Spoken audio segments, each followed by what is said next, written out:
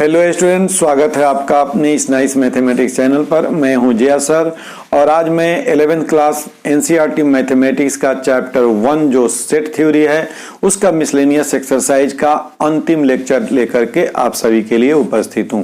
तो आज के इस लेक्चर में हम लोग सेट थ्योरी के मिसलेनियस एक्सरसाइज का क्वेश्चन नंबर 9 से लेकर 16 तक हम लोग यानी अंत तक करने वाले हैं।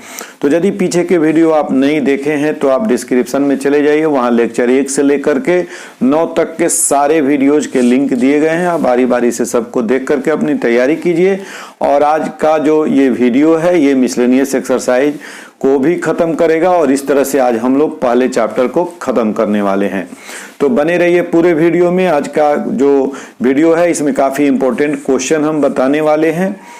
और सेट थ्योरी जैसा कि 11th क्लास का पहला ही चैप्टर है, ये काफ़ी इम्पोर्टेंट चैप्टर भी है आपके लिए। इसका यूज़ भी बहुत सारे मैथमेटिक्स के ब्रांचेज में आपको मिलने वाले हैं।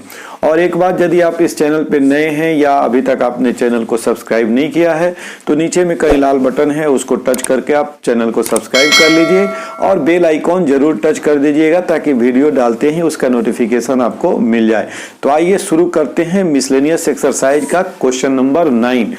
आपके स्क्रीन पर है कि using properties of sets so that A union A intersection B equal to A and A intersection A union B equal to ए।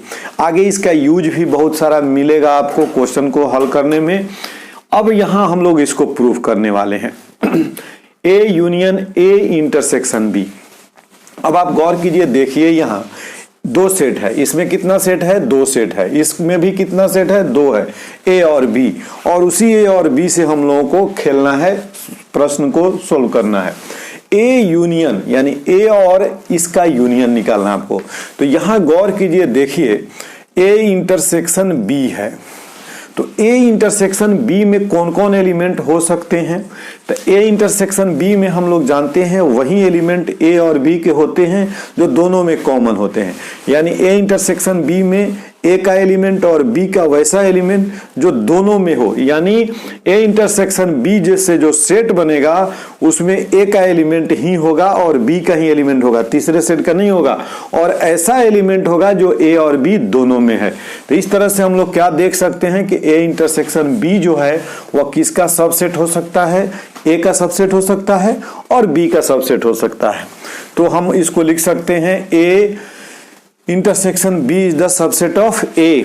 लिखेंगे सिंस वी नो दैट, यहां लिखेंगे since we know that A intersection B is the subset of A। अब ये A intersection B जो है वह या तो A के बराबर होगा या A से छोटा होगा। यानी इसके एलिमेंट या तो A के ही एलिमेंट है तो A के पूरे एलिमेंट भी हो सकते हैं, कम भी हो सकते हैं, लेकिन A से ज्यादा नहीं होगा, बिलोंग माने इसके बाहर नहीं जाएगा। तो A intersection B is the subset of A। अब हमें निकालना क्या है? Therefore A union A intersection B। अब आप गौर कीजिए, यहां सेट A है और यहां जो है सेट वह सेट ए का ही सबसेट है। तो ए सेट और ए के सबसेट को दोनों को मिलाएंगे तो हमें क्या मिलेगा? ए ही मिलेगा। इसलिए ये हो जाएगा आपका ए और इस तरह से ये प्रूव्ड हो गया, एक लाइन में प्रूव्ड हो गया। उसी तरह से दूसरा को यदि करना है इसको तो लिखेंगे फिर हम लोग we know that A is the subset of A union B. A union B का मतलब क्या हुआ? ए और बी दोनों के एलिमेंट को मिलाकर के सेट बनाए हैं। यानी ए का भी इसमें एलिमेंट है, ए का पूरा एलिमेंट है और बी का भी पूरा एलिमेंट है।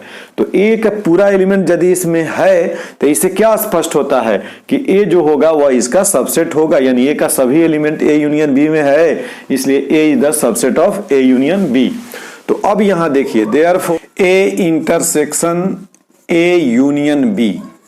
अब गौर कीजिए, यहां है सेट ए और यहां जो है ए यूनियन बी है, ए यूनियन बी का ही सबसेट ए है।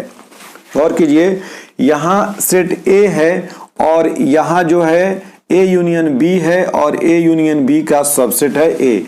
यानी ए का टोटल एलिमेंट जो है वह ए यूनियन बी में है। तो दोनों का जब हम इंटरसेक्शन निकालेंगे तो ए का पूरा एलिमेंट, इसमें से जो जितना ए का पूरा एलिमेंट है वह निकलेगा, तो ये भी हो जाएगा हमारा ए, और इस तरह से ये भी प्रूव्ड हो गया। बिल्कुल एकदम सिंपल है कि यह ए यूनियन बी का ही सबसेट ए है, तो इसलिए ए और ए यूनियन बी का जो इंटरसेक्शन होगा वह ए ही होगा। उसी तरह से यहाँ ए इंटरसेक्शन बी जो है वह ए का ही सबसेट है, यहाँ ए का ये सबसेट है, तो इस दोनों को एक साथ मिलाएंगे तो हमको क्या मिलेगा, ए ही मिलेगा। तो वीडियो को पॉज करके इसको फटाफट नोट कीजिए, हम नेक्स्ट क्वेश्चन आपको बताते हैं। नेक्स्ट क्वेश्चन है आपका क्वेश्चन नंबर 10, यही हम लोग कर लेते हैं। क्वेश्चन नंबर 10 में है कि ए इंटरसेक्शन बी ये इक्वल है ए इंटरसेक्शन सी के। ए बी सी 3 सेट है, ए का बी के साथ इंटरसेक्शन ए के सी के साथ इंटरसेक्शन के बराबर है, तो कह रहा है need not imply B equal to C. Need not imply B equal to C, यानी आपको ये शो करके दिखाना है कि यदि ये कंडीशन है तो ये जरूरी नहीं है कि B और C भी क्या हो, इक्वल हो। तो कुछ ऐसे एग्जाम्पल्स हम लोगों को देने हैं ए बी सी का कि ए और बी का इंटरसेक्शन ए और सी के इंटरसेक्शन के बराबर तो हो लेकिन बी सी के बराबर नहीं हो। तो सॉल्यूशन में हम क्या करेंगे, कुछ एग्जाम्पल्स लेते हैं। Let A equal to, suppose कीजिए हमने ले लिया 1 2, B इक्वल टू हम ले लिए 2 3, फिर C इक्वल टू हम ले लिए 2 3 5, 2 3 5। अब देखिए हमने इस हिसाब से सेट लिया कि A इंटरसेक्शन B और A इंटरसेक्शन C बराबर आ जाए, और तब हम देखेंगे कि B और C, देखिए ना यहाँ सेम नहीं है, अलग अलग सेट है, अलग अलग सेट आ जाएगा। तो लिखेंगे यहाँ since A intersection B equal to, देखिए तो ए और बी में कौन कॉमन एलिमेंट है, 2 है। फिर ए इंटरसेक्शन सी में देखिए ए और सी में यही केवल 2 कॉमन है, तो 2 है। Therefore A intersection B equal to A intersection C. But यहाँ ध्यान दीजिए बी में क्या है, 2 एलिमेंट है और सी में 3 एलिमेंट है, but B not equal to C. Proved हो गया। यानी हम लोगों को ये दिखाना था कि ए और बी का इंटरसेक्शन ए और सी के इंटरसेक्शन के बराबर है लेकिन बी और सी बराबर नहीं है। तो वीडियो को पॉज करके इसको फटाफट नोट कर लीजिए। हाँ तो students, our next question is question number 11 on the screen. If A intersection X equal to B intersection X equal to 5, यानी कहने का मतलब जो है यहाँ क्वेश्चन को शॉर्टकट में लिखा गया है कि ए बी एक्स ये सब सेट हैं, और इस तरह से कंडीशन दिया गया है कि ए और एक्स के साथ जो इंटरसेक्शन है वह बी और एक्स के साथ भी इंटरसेक्शन, ये सब 5 आ रहा है, और इसके साथ A union X B union X दोनों आपस में इक्वल है। तो ऐसी स्थिति में आपको शो करके दिखाना है कि सेट ए और सेट बी इक्वल होगा। यानी कहने का मतलब इस दोनों का इंटरसेक्शन 5 और ये दोनों का यूनियन इक्वल हो तो हमारा ए और बी सेट जो होगा वह इक्वल होगा। तो आइए इसको प्रूव करते हैं। सॉल्यूशन सिंस, चाहे गिवन लिखिए, given A union X equal to B union X, ये दोनों क्या है, आपस में बराबर है। तो बराबर है, दोनों तरफ हम ए के साथ इसका इंटरसेक्शन लिखते हैं। A intersection A union X equal to A intersection B union X. हमने कुछ नहीं किया, दोनों तरफ ए के साथ इंटरसेक्शन लगा दिया चूंकि ये दोनों इक्वल है। तो अभी जस्ट हम लोग पिछले क्वेश्चन में इस तरह के सवाल को प्रूफ किए हैं कि ए इंटरसेक्शन ए यूनियन एक्स हो तो यह ए के इक्वल होगा। किसके इक्वल होगा, ए के। अब चूंकि यहाँ ए यूनियन एक्स है और उसका इंटरसेक्शन ए के साथ है तो ये ए होगा। अब यहाँ उस तरह की बात नहीं, यहाँ तीनों 3 अलग अलग सेट है, तो इसमें यूनियन और इंटरसेक्शन वाला फॉर्मूला हम लोग लगाएंगे। ये क्या होगा, A intersection B union A intersection X. A का एक बार बी के साथ और ए का एक बार एक्स के साथ, तो ए इंटरसेक्शन बी यूनियन। अब देखिए ए इंटरसेक्शन एक्स है और ए इंटरसेक्शन एक्स जो है वह किसके बराबर है, 5 के बराबर है। तो यहाँ क्या लिखेंगे हम, 5। तो इस तरह से ए यूनियन इंटरसेक्शन हमारा क्या हो जाएगा, ये बी के बराबर हो जाएगा। कौन? ए। इसका नाम दे देंगे इक्वेशन नंबर 1। नेक्स्ट इसके साथ हम बी लगाते हैं, फिर लिखेंगे since A union X equal to B union X. अब हम दोनों तरफ बी के साथ इंटरसेक्शन लगाते हैं, तो B intersection A union X equal to B intersection B union X. अब ये क्या हो जाएगा, यहां भी फिर b है, a है, x है, इसमें यूनियन इंटरसेक्शन का फॉर्मूला लगाएंगे, तो b intersection a union b intersection x equal to ये क्या हो जाएगा, b के इक्वल हो जाएगा। पिछले फार्मूला से ये क्या हो गया हमारा, b के इक्वल हो गया। अब देखिए यहाँ b इंटरसेक्शन x भी किसके इक्वल है, फाई के, तो b intersection a union phi ये किसके इक्वल हो गया, b के। b intersection a equal to b, यानी b इक्वल टू हो गया, इसको हम चेंज कर सकते हैं, कम्यूटेटिव लॉ लगा सकते हैं a इंटरसेक्शन b के। अब 1 और 2 को देखिए, 1 में भी दाहिना पक्ष यानी राइट हैंड साइड जो है वह a इंटरसेक्शन b है, और b में भी राइट हैंड साइड है a इंटरसेक्शन b, दोनों a इंटरसेक्शन b के बराबर है। तो लिखेंगे फ्रॉम 1 एंड 2 वी गेट, 1 और 2 से हमें क्या मिला, a इक्वल टू b, और यही चीज हमें प्रूव करना था। तो क्वेश्चन में जो चीज दिया हुआ था उसका हेल्प लेकर के हम लोगों ने जो चीज प्रूव किया करना था उसको प्रूव कर लीजिए। फटाफट इसको नोट कीजिए, हम लेके आते हैं next question.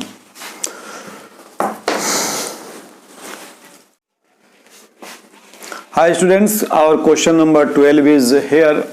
Find set a, b and c such that, यानी आपको a, b और c तीन ऐसे सेट लेने हैं कि a intersection b, b intersection c और a intersection c are non empty set, यानी ये नॉन एम्प्टी सेट नहीं है, इनमें कुछ न कुछ एलिमेंट्स हों, लेकिन तीनों का इंटरसेक्शन जो है वह क्या हो जाए, एम्प्टी सेट हो जाए। तो हमें कुछ एग्जांपल्स देने हैं सेट a, b और c के इस कंडीशन के तहत। तो लिखते हैं सॉल्यूशन,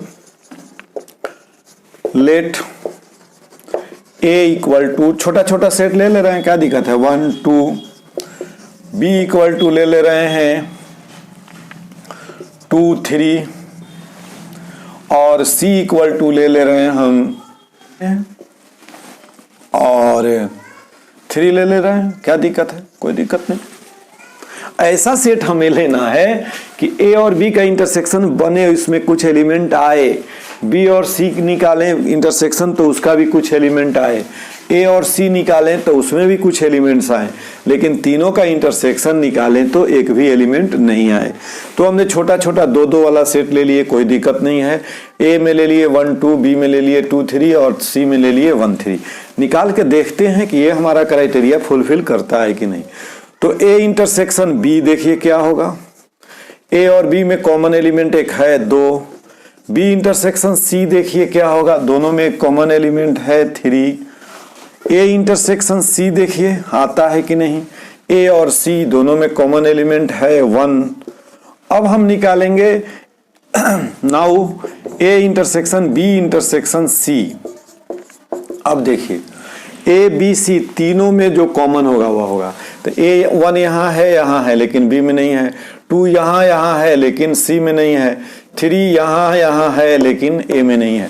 तो तीनों में एक भी एलिमेंट कॉमन नहीं है, इसलिए तीनों का इंटरसेक्शन जो होगा वह 5 हो जाएगा। और इसी तरह से ये हमारा एग्जाम्पल हो गया सेट a का, b का और c का। तो इस तरह से हम लोगों ने दिखा दिया कि यदि a intersection b, b intersection c और a intersection c non empty set है तो तीनों का इंटरसेक्शन अगर हम निकाल रहे हैं तो वह एम्प्टी सेट आ जा रहा है। तो फटाफट इसको नोट कीजिए, हम नेक्स्ट क्वेश्चन के साथ आते हैं। हाँ तो बच्चों क्वेश्चन नंबर 13 है आपके स्क्रीन पर कि in a survey of 600 students in a school, एक स्कूल के 600 बच्चों पर सर्वे किया गया और क्या पाया गया वह यहाँ एक्सप्लेन किया हुआ है। 150 students were found to be taking tea and 225 taking coffee, यानी टोटल नंबर ऑफ स्टूडेंट है यहाँ 600। टोटल नंबर ऑफ स्टूडेंट कितने हैं 600। इसमें से 150 जो है वो चाय लेते हैं और 225 जो है ये कॉफी लेते हैं। कितने में? 600 में से 100 वे आर टेकिंग बोथ, और 100 बच्चे ऐसे हैं जो दोनों में कॉमन हैं, यानी कि 150 और 225 जो है इसमें 100 बच्चे कॉमन हैं जो चाय और कॉफी दोनों लेते हैं। फाइंड हाउ मेनी स्टूडेंट्स वे are taking neither tea nor coffee. तो अब हम लोगों को ये पता करना है कि ये 600 जो स्टूडेंट हैं, 600 टोटल, इसमें से कितने ऐसे बच्चे हैं जो चाय या कॉफी दोनों में कोई नहीं लेते। तो ऐसे सवाल के लिए हमारे पास जो फॉर्मूला है कि N A union B equal to N A plus N B minus N A intersection C, तो उसका यूज हम लोग करते हैं। तो यहाँ मान लेते हैं चाय और कॉफी है, तो लिखते हैं let C equal to set of student taking coffee and T equal to set of student taking tea. चाय पीने वाले का सेट ले लिए टी, और कॉफी पीने वाले, कॉफी लेने वाले का सेट ले लिए सी। देन नंबर ऑफ सी कितना है? कॉफी लेने वाले 225, नंबर ऑफ टी चाय लेने वाले कितने हैं? 150, दोनों लेने वाले कितने हैं? 100। तो चाय और कॉफी में जितने बच्चे इन्वॉल्व हैं उसकी संख्या पहले हम लोग निकाल लें। Since N C union T equal to N C plus N T minus N C intersection T, यही फार्मूला है। तो इस फार्मूला से हमें वैसे बच्चों की संख्या निकल जाएगी जो चाय और कॉफी लेते हैं। तो number of student who taking coffee है 225 और ये है 150 है, 150 माइनस है 100, तो ये हमारा हो गया 275। यानी 275 स्टूडेंट्स ऐसे हैं जो चाय या कॉफी लेते हैं। तो और टोटल नंबर ऑफ स्टूडेंट कितने हैं? 600। तो क्वेश्चन क्या पूछ रहा है कि how many students were taking neither tea nor coffee. तो लिख देंगे therefore number of students were taking neither tea nor coffee, neither tea nor coffee equal to total number of है 600 माइनस 275, ये हो जाएगा 325 और ये हो जाएगा आपका आंसर। तो इस तरह से हम लोग क्वेश्चन को सोल्व करेंगे, जो फॉर्मूला हमारे पास है उसका यूज करेंगे और निकालेंगे। तो फटाफट इसको नोट कीजिए। अब हम लेके आते हैं अगला क्वेश्चन। तो बच्चों क्वेश्चन नंबर 14 है आपके स्क्रीन पर कि in a group of students, माने बच्चों के एक ग्रुप में 100 स्टूडेंट्स नो हिंदी, 100 स्टूडेंट ऐसे हैं जो हिंदी जानते हैं, 50 नो इंग्लिश, 50 ऐसे स्टूडेंट हैं जो इंग्लिश जानते हैं, और 25 ऐसे स्टूडेंट हैं जो दोनों जानते हैं, हिंदी और अंग्रेजी दोनों जानते हैं। कह रहा है each of the students knows either Hindi और इंग्लिश, प्रत्येक विद्यार्थी हिंदी या अंग्रेजी जानता है। ऐसा कोई भी स्टूडेंट नहीं है जो हिंदी या अंग्रेजी नहीं जानता हो। How many students are there in the group. तो हम लोगों को ये पता करना है कि ग्रुप में बच्चे कितने हैं, स्टूडेंट कितने हैं। तो सॉल्यूशन में लिखेंगे हम लोग। सबसे पहले तो हम लोग मान लेंगे let H equal to set of students who knows Hindi, और E equal to set of students who knows English. हमने इंग्लिश जानने वाले बच्चों का सेट E ले लिया और हिंदी जानने वाले बच्चे का सेट H ले लिया। Therefore number of student in H कितना है? 100 है। Number of student in E कितना है? 50 है। और दोनों में कॉमन स्टूडेंट्स कितने हैं?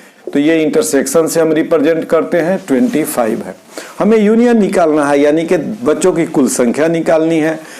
तो यहाँ हम क्या करेंगे, लिखेंगे देयरफॉर NH यूनियन E वाला जो फॉर्मूला है NH प्लस NE और माइनस NH इंटरसेक्शन E। तो ये हमारा क्या हो जाएगा, नंबर ऑफ H यानी 100 प्लस 50 और माइनस 25, और इस तरह से ये 150 माइनस 25 125 और यही आंसर हो जाएगा। यानी 125 स्टूडेंट्स हैं जिनमें 100 आपका जानते हैं क्या चीज़, हिंदी, 50 ऐसे स्टूडेंट हैं जो जानते हैं इंग्लिश, और कॉमन स्टूडेंट हो गए, यानी 100 और 50 में 25 कॉमन हैं जो हिंदी भी जानते हैं और इंग्लिश भी जानते हैं। तो इस तरह से हम लोगों ने क्वेश्चन को हल किया। अब दो लास्ट और क्वेश्चन है, क्वेश्चन नंबर 15 और 16, उसको भी हम लोग करते हैं। तो वीडियो को पॉज करके फटाफट आप नोट डाउन कर लीजिए। हाँ तो बच्चों, हमारा नेक्स्ट क्वेश्चन है क्वेश्चन नंबर 15। क्वेश्चन थोड़ा बड़ा है और घबराना नहीं है, बड़े बड़े क्वेश्चन देख करके इसको हम लोग स्टेप वाइज सोल्व करेंगे, बिल्कुल सोल्व होगा। 15 में कह क्या रहा है कि इन ए सर्वे ऑफ 60 पीपल, 60 लोगों का सर्वे किया गया। कह रहा है कि it was found that 25 people read news paper. इसको हम लोग बारी बारी से थोड़ा सा लिखते चलते हैं। नंबर ऑफ पीपल कितने हैं, 60, कितने हैं 60, इसमें से 25 रीड करते हैं news paper H, news paper H वाले कितने हैं 25। नेक्स्ट है 60 read news paper T, news paper T पढ़ने वाले हैं 26, एंड न्यूज पेपर I वाले भी 26 हैं, न्यूज पेपर I वाले भी कितने हैं 26 हैं। 9 read both H and I, news paper H and I दोनों वाले कितने हैं 9।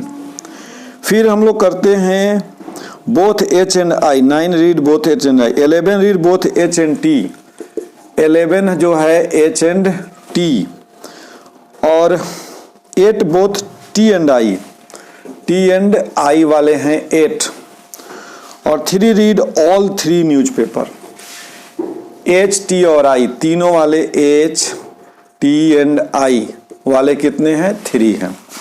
फिर हमें क्या पूछ रहा है, find the number of people who read at least one of the news paper. यानी कहने का मतलब है यहाँ की टोटल पीपल जो है वह 60 है।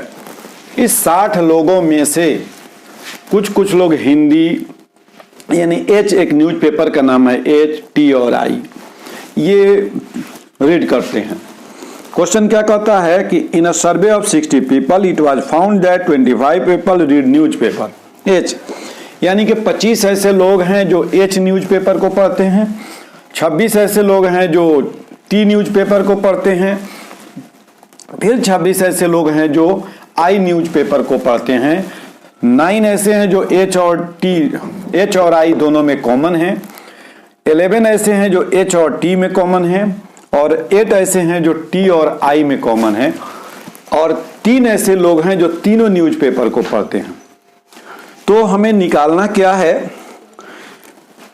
Find the number of people who read at least one of the news paper. हमें उन लोगों की संख्या निकालनी है 60 लोगों में से जो कम से कम एक न्यूज पेपर जरूर पढ़ते हैं, कम से कम एक न्यूज पेपर जरूर पढ़ते हैं। न्यूज पेपर नहीं पढ़ने वाले को छोड़ देना है 60 में से, ऐसे लोगों को खोजना है जो न्यूज पेपर कम से कम एक जरूर पढ़ते हैं। फिर कह रहा है number of people who read exactly one news paper, और ऐसे लोगों की संख्या भी निकालनी है जो केवल एक ही न्यूज पेपर पढ़ते हैं, 2 या 3 नहीं पढ़ते। तो इसको समझने के लिए हम लोग एक वेन डायग्राम का यूज करें और आसानी से इसको हम लोग समझ सकते हैं। हमारे पास H T और I 3 तरह के न्यूज पेपर हैं। तो मान लीजिए कि ये सेट हो गया हमारा H, ये सेट हो गया हमारा I, और ये सेट हो गया हमारा T, और ये सब किस में आ गया, हमारा एक यूनिवर्सल सेट U के अंतर्गत। इस U में टोटल 60 एलिमेंट्स हैं। तो अब कुछ ऐसे एलिमेंट होंगे जो केवल H में होंगे, कुछ ऐसे होंगे जो H और I में कॉमन होंगे, कुछ तीनों में कॉमन होंगे। तो हम मान लेते हैं यहाँ A, B, C, D, E, F और G, इस तरह से हम मेंबर्स को शो कर दिए। यानी कि A जो है वह केवल H में है, वह दूसरे में नहीं है। C जो है केवल I में है, दूसरे में नहीं है। T जो है वह केवल G में है, दूसरे में नहीं है। उसी तरह से ये बाकी जैसे है वेन डायग्राम से उसको शो कर दिया गया।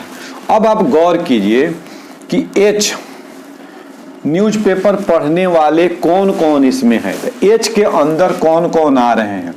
ऐसे देखिए, ये है आपका सेट H। इस H में कौन कौन आएगा, A, B, E, D। तो ये हो जाएगा A plus B plus E plus D। ये चारों मिल करके हमारा 25 दे रहा है।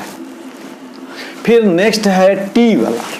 तो T के घेरा में कौन कौन है, D, E, F, G। गौर से देखिए, ये है T का घेरा, ये ऐसे आ रहा है ऐसे। तो T के घेरा में कौन कौन है, D, E, F, G। तो ये हो जाएगा D, E, F plus G। अब I में आइए, I वाला में ये घेरा है I का। तो I वाले में कौन कौन आएंगे, तो B, C, E, F, B plus C plus E plus F। उसी प्रकार से अब देखिए H और I। H कहाँ है, ये है, I ये है। तो H वाले में ये आ रहा है और I वाले में ये। तो H और I में कॉमन कौन कौन हो रहा है, गौर से देखिए, B और E। तो यहाँ लिखेंगे B प्लस E। सेम उसी तरह से H और T, H है और T है। तो H और T में ये इतना पोर्शन कॉमन है जो दोनों में है। तो D और E हो जाएगा D प्लस E। उसी तरह से आपका ये T और I, ये T है और ये I है। तो I और T का ये है E और F, E प्लस F। और तीनों में गौर कीजिए, तीनों में यही पोर्शन आपका बच रहा है, ये E वाला जो तीनों में है। तो ये हो जाएगा E। तो इस तरह से हम लोगों ने देखा कि E का वैल्यू तो निकल गया। तो लिखेंगे therefore E equal to 3। E equal to 3। सबका नाम दे दीजिए कुछ कुछ, 1, 2, 3, 4, 5, 6। ये है 7, फ्रॉम 7 E इक्वल टू हमारा क्या हो गया, 3 हो गया। अब E का इस्तेमाल करके हम इसका, इसका और इसका, ये 3 का वैल्यू तो आसानी से निकाल सकते हैं। तो लिखेंगे फ्रॉम 4 and 7, 4 and 7, 4 और 7 से क्या मिलेगा, B plus E equal to 9 है। B प्लस E यानी 3 इक्वल टू 9। तो B इक्वल टू हमारा हो गया 6। सेम इसी तरह से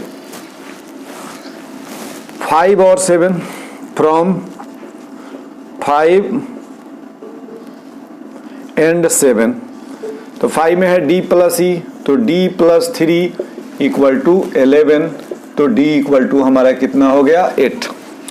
फ्रॉम 6 and 7, तो 6 में क्या है, 7 तो है नहीं इसमें, 6 तक 1 2 3 4 5 6 7, ठीक है। तो फ्रॉम 4 and 6, 4 and 7 कर दीजिए यहाँ, 4 and 7। तो फ्रॉम 6 and 7, 6 में क्या है, E प्लस F है। तो E है 3 प्लस F इक्वल टू 8 है। तो F इक्वल टू क्या हो जाएगा, 5 हो जाएगा। तो इस तरह से हम लोगों ने क्या क्या निकाला, E का वैल्यू निकाला, B का निकाला, D का निकाला और F का निकाला। अब ऊपर से हम लोग बारी बारी से सबको निकाल सकते हैं। इसमें A नहीं मालूम है, B मालूम है, E मालूम है और D मालूम है। तो इस फ्रॉम 1 A प्लस B कितना है, यहाँ से लीजिए 6 प्लस E कितना है, यहाँ से ले लीजिए 3 प्लस D कितना है 8। ये सब मिलके कितना होना चाहिए, 25 होना चाहिए। तो अब क्या करेंगे, हम लिखेंगे A इक्वल टू 25 माइनस, सबको ऐड करो, ये 17 हो जाएगा, ये भी हो जाएगा हमारा 8, 8 3 11 और 6 17 हो गया, माइनस हो गया 8। अब आ जाइए यहाँ D मालूम है, E मालूम है, F भी मालूम है, G नहीं मालूम है, तो लिखेंगे फ्रॉम 2 से हमको क्या मिलेगा, D हमारा है 8 प्लस E हमारा है 3 प्लस F हमारा है 5 प्लस G नहीं मालूम, और ये है कितना 26। तो हमारा G इक्वल टू हो जाएगा 26 माइनस 5 3 8 8 16, तो ये हो जाएगा हमारा 10। अब क्या बच रहा है, B निकल चुका है, कितना निकला हमारा 1 2 3 4 5 और 6, हमारा 7 है। बच क्या रहा है, F तो निकल चुका है, E भी निकल चुका है, C बचा हुआ है, क्या बचा हुआ है, C बचा हुआ है। तो फ्रॉम 3 से हमको क्या मिलेगा, C मिल जाएगा। B हमारा कितना है 6 प्लस C कितना है नहीं मालूम, E कितना है यहाँ से लीजिए, E जब निकाल के छोड़े हैं 3 प्लस F अभी निकाले हम लोग थोड़ा देर पहले, F 5, ये सब मिलकर के कितना हो रहा है 26। तो इस तरह से हमारा C क्या हो जाएगा 26 माइनस 5 3 8, ये हो जाएगा आपका 14 यानी 12। तो इस तरह से हम लोगों ने सारे मेंबर्स को निकालिए, A B C D E और F सबको निकालिए। तो यही एलिमेंट्स जो हैं A B C D E और F, ये किसी न किसी चीज को, किसी न किसी न्यूज़पेपर को जरूर पढ़ते हैं। तो क्वेश्चन का जो हमारा अगला हिस्सा है 1, वह कह रहा है कि the number of people who read at least 1 of the newspaper, माने वैसे लोगों की संख्या में बतानी है जो कम से कम एक न्यूज़पेपर जरूर पढ़ते हैं। तो सबको ऐड कर देंगे। तो यहाँ अब हम इसके बाद आ जाते हैं एक का आंसर, नंबर ऑफ पीपल। अब इसमें आप एक्सप्लेन कर देंगे, लिख देंगे हु रीड एटलीस्ट 1, तो ये सबको ऐड कीजिए।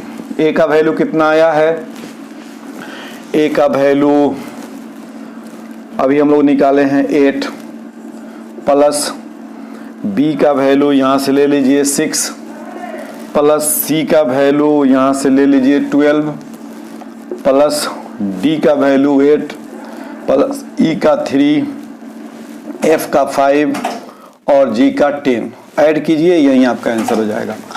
8 6 14 और ये 26 34 37 43 10 52, ये 52 हो रहा है।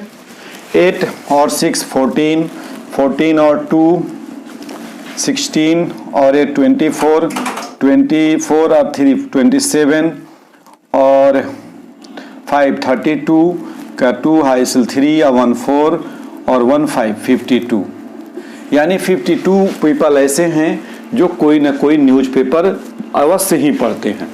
नेक्स्ट है कि the number of people who read exactly 1 newspaper, यानी ऐसे लोगों की संख्या हमको बतानी है जो केवल एक ही न्यूज़पेपर पढ़ते हैं। तो गौर कीजिए, ए जो है वह केवल एक ही न्यूज़पेपर पढ़ता है एच, सी जो है वह केवल आई न्यूज़पेपर और जी जो है वह केवल टी न्यूज़पेपर। तो यही 3 ऐसे लोग हैं, 3 ऐसे मेंबर्स हैं जो क्या पढ़ते हैं एग्जैक्टली 1। तो 2 के लिए क्या हो जाएगा, number of people who read exactly 1 newspaper equal to A C G, A plus C plus G. तो ये ए कितना है, अभी हम लोग निकाले हैं 8, सी कितना है 12 और ये 10, यानी कि ये हो जाएगा आपका कितना 30 और ये हो जाएगा आंसर आपका। तो 30 ऐसे पीपल हैं जो केवल 1 न्यूज़पेपर को रीड करते हैं, एग्जैक्टली केवल 1 सिंगल न्यूज़पेपर, और 52 ऐसे लोग हैं जो कोई ना कोई न्यूज़पेपर अवश्य पढ़ते हैं। अब इस क्वेश्चन में अगर दे दे कि आप फाइंड आउट कीजिए कि कितने ऐसे पीपल हैं जो न्यूज़पेपर नहीं पढ़ते हैं, तो उसका जवाब क्या हो जाएगा, टोटल हमारा मेंबर है कितना 60 और 60 में 52 ऐसे लोग हैं जो न्यूज़पेपर पढ़ते हैं। तो 60 माइनस 52 कर देंगे, 8% हो जाएगा जो न्यूज़पेपर नहीं पढ़ता है। तो इसको आप वीडियो को आराम से पॉज कर लीजिए और इसको सिस्टमेटिक ढंग से नोट कर लीजिए।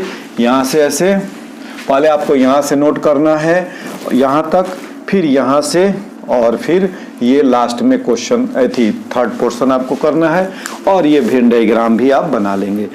तो फटाफट से इसको नोट कर लीजिए। अब एक अंतिम क्वेश्चन जो है क्वेश्चन नंबर 16, उसको बताने के बाद हम खत्म करते हैं।